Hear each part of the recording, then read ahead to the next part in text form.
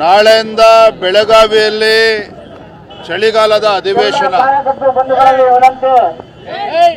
ರಾಜ್ಯ ಸರ್ಕಾರದ ಭ್ರಷ್ಟಾಚಾರ, ಅವರ ಬಂಡವಾಳವನ್ನು ಬಯಲಿಗೆಳಿತಕ್ಕಂಥದ್ದು, ಉತ್ತರ ಕರ್ನಾಟಕನ ಹಿಡ್ಕೊಂಡು ಯಾವುದೇ ಒಂದು ಅಭಿವೃದ್ಧಿ ಕೆಲಸ ಮಾಡದೇ ಇರತಕ್ಕಂಥ ಅಭಿವೃದ್ಧಿ ಶೂನ್ಯ ಸರ್ಕಾರ,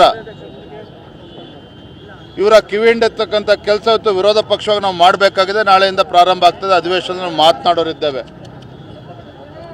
ಯಾವುದೇ ರೀತಿ ಸಹಕಾರ ರಾಜ್ಯದ ರೈತರಿಗೂ ಕೂಡ ಸಿಗ್ತಾ ಇಲ್ಲ ಸರ್ಕಾರದಿಂದ, ಬಡವರಿಗೂ ಕೂಡ ಯಾವುದೇ ರೀತಿ ನ್ಯಾಯ ಸಿಗ್ತಾ ಇಲ್ಲ, ಮನೆಗಳು ಕೊಡ್ತಾ ಇಲ್ಲ, ಇವತ್ತು ಪರಿಹಾರ ಸಿಗ್ತಾ ಇಲ್ಲ. ರೈತರು ಬೆಳೆದಂಥ ಬೆಳೆ ನಾಶ ಆದಾಗ ಎಲ್ಲ ವರ್ಗದ ಜನ ಇವತ್ತು ಸಂಕಷ್ಟದಲ್ಲಿದ್ದಾರೆ. ಇವರು ಭ್ರಷ್ಟಾಚಾರದಲ್ಲಿ ಮುಳುಗಿ ಅಭಿವೃದ್ಧಿ ಏನೂ ಮಾಡ್ದೇ ಜನರಿಗೆ ಇವತ್ತು ಒಂದು ರೀತಿ ಈ ಕಾಂಗ್ರೆಸ್ ಸರ್ಕಾರ ಶಾಪವಾಗಿ ಪರಿಣಮಿಸಿದೆ. ಇವತ್ತು ಹೇಳ್ಬೋದು.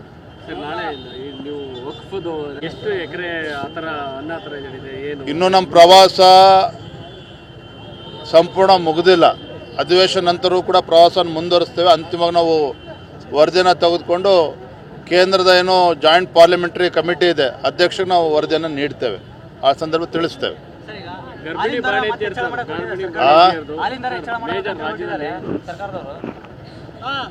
ಗ್ಯಾರಂಟಿಗಳನ್ನು ಈಡೇರಿಸೋದಕ್ಕೆ ಸಾಧ್ಯ ಆಗದೇನೆ, ಗ್ಯಾರಂಟಿಗಳಿಗೆ ಹಣವನ್ನು ಕ್ರೋಢೀಕರಿಸೋದಕ್ಕೆ ಸಾಧ್ಯ ಆಗದೇನೆ ಪರದಾಡ್ತಾ ಇದ್ದಾರೆ ಸಿದ್ದರಾಮಯ್ಯನವರು, ಕಾಂಗ್ರೆಸ್ ಸರ್ಕಾರ.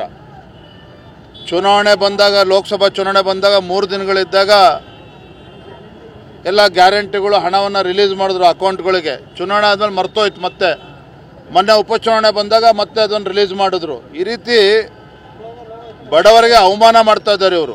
ಯಾರೂ ಕೇಳಿರಲಿಲ್ಲ ಅವ್ರ ಗ್ಯಾರಂಟಿಗಳು ಮನೆಗೆ ತಲುಪ್ತಾ ಇಲ್ಲ, ಅಭಿವೃದ್ಧಿಗಳು ಕೂಡ ಇವತ್ತು ಆಗ್ತಾ ಇಲ್ಲ. ಆಡಳಿತ ಪಕ್ಷದ ಶಾಸಕರೇ ಇವತ್ತು ತಲೆ ಎತ್ಕೊಂಡು ತಿರುಗಾಡಕ್ಕೆ ಆಗ್ತಾ ಇಲ್ಲ ಅವರ ಕ್ಷೇತ್ರಗಳಲ್ಲಿ.